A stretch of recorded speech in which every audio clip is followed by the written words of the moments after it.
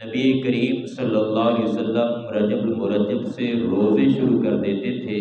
اور نبی کریم صلی اللہ علیہ وسلم کا معمول تھا کہ جب رجب کا چاند دیکھتے تو یہ دعا پڑھتے، اللہم بارک لنا فی رجب و شعبان و بلغنا رمضان، کہ اللہ ہمارے لیے رجب اور شعبان کے اندر برکت عطا فرما، اور ہمیں رمضان المبارک کے مہینے کے روزے نصیب فرما، اس کی عبادتیں اور اس کی تلاوتیں نصیب فرما۔ تو نبی کریم صلی اللہ علیہ وسلم رجب المرجب کے مہینے کے اندر اس دعا کی کثرت کیا کرتے تھے۔ تو رجب المرجب کے مہینے کے اندر اعمال ہیں جو کیے جاتے ہیں، جو مسنون ہیں، ان میں سے ایک یہ دعا ہے کہ رجب المرجب کے اندر اس دعا کو کثرت سے مانگا جائے،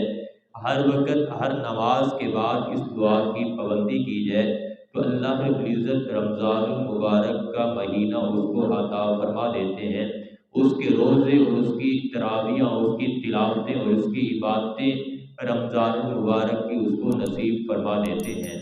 تو اس لیے رجب المرجب کے اندر ایک کام تو یہ کرنا کیا ہے، اور دوسرا کام رجب المرجب کے اندر جو نبی کریم صلی اللہ علیہ وسلم کیا کرتے تھے،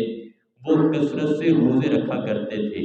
کہ نبی کریم صلی اللہ علیہ وسلم رمضان المبارک کے روزوں کی تیاری کے لیے، مشق کے لیے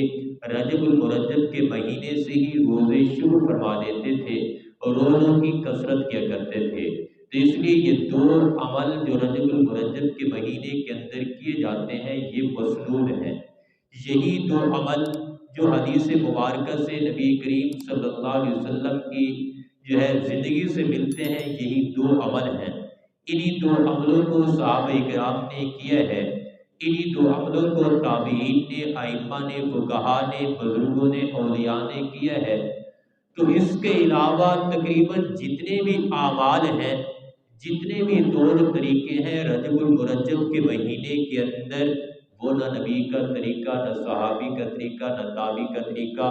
نہ تبع تابعی کا، نہ ائمہ کا، نہ ہی اولیاء کا، نہ ہی شیخ عبد القادر جیلانی کا، کسی کا بھی طریقہ نہیں ہے۔